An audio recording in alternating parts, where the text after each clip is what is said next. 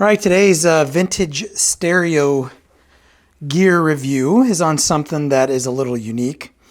And, one of the reasons why I'm doing these reviews is that a lot of the stuff that comes across the bench, stuff that I've sought out, and, for myself, just kind of curiosities, things that are a little on the uncommon side.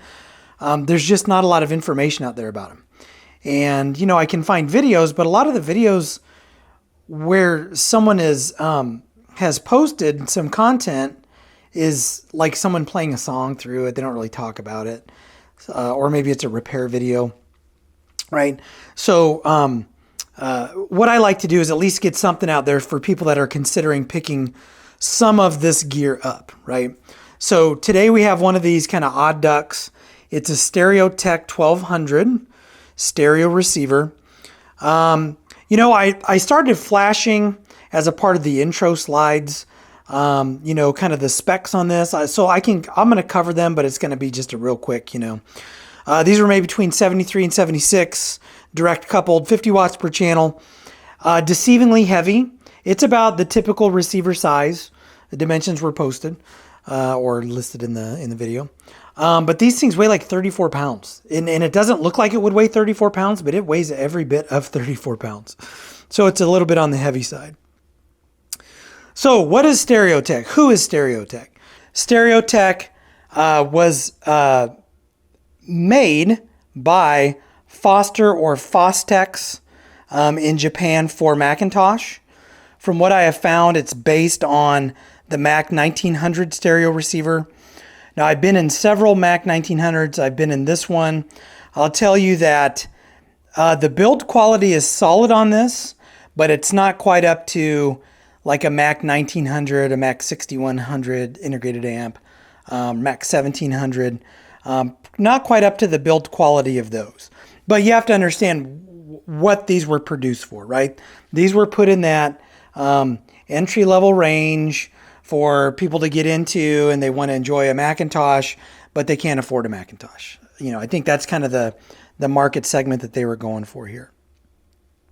Right, as far as the aesthetics go, it does share some design cues from McIntosh. The font is definitely McIntosh, right? As far as the bright work, right, the silver. It's the same font that my Mac 1900 uses. The same types of buttons here. The knobs are close. They're similar, but they are different. It does incorporate the on-off and volume controls, right here into one potentiometer.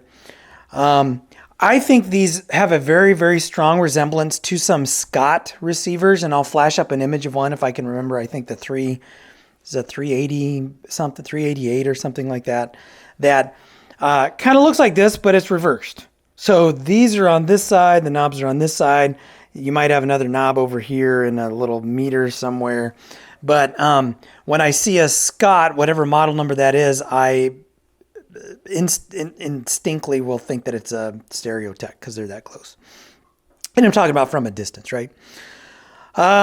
So definitely Macintosh-ish, I would say. The design is direct coupled. I don't know that it has the Macintosh sound. And I don't know how to, like people describe the Marantz sound, the Sansui sound. There's like a characteristic sound for Mac gear. I don't know that this has that characteristic sound.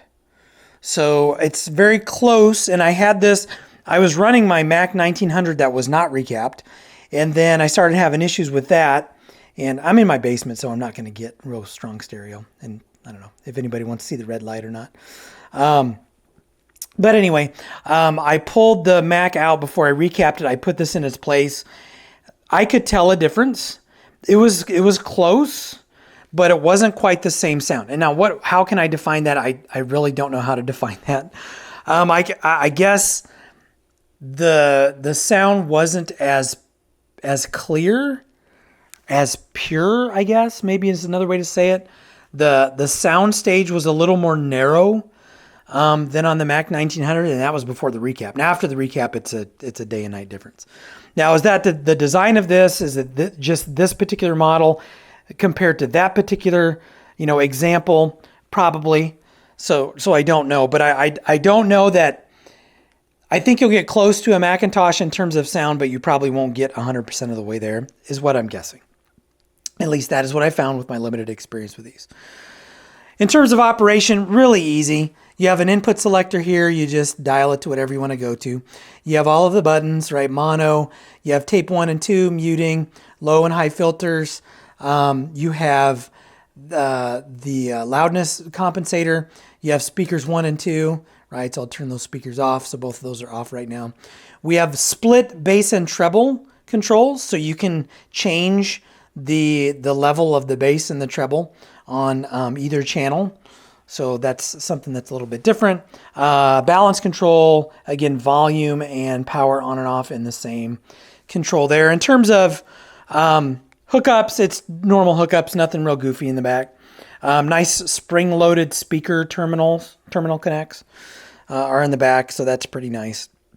So normal receiver, easy to use, no real gotchas with this. As far as serviceability goes, now I have been in here. I have replaced a couple of components. There were some noisy caps in here, or gosh, I can't remember what it was. I had to go in and replace a couple of caps. I think it was a protection issue, and I had to go into the amplifier board because the protection relay and circuit is on the amp board. I had to go in and do some work on it when I first got it because it wasn't coming out of protection. And from what I remember, serviceability, this is pretty easy to service. I'll try to snap some pics and post them here of the inside just to kind of show you. I don't remember anything looking too daunting, but that may change. If I take the pictures and it looks like a mess, then you know that I misremembered what it was to work on this. So I think in terms of serviceability, kind of an intermediate level receiver to work on. One thing you have to be aware of, though, is parts availability. Now, I think these are the same buttons that are available for the 1900 that you can still buy, and you can get them from like Audio Classics. I think Mac even sells them. I know Audio Classics does for sure. I think Mac does, but I don't know for sure. Knobs, probably another issue. And then any other parts on the inside. I mean, I don't know that there's anything unique on the Stereotech. I haven't done a deep dive into this, but I know with some McIntosh parts, like you've got to get them from McIntosh. Like that's just how it is.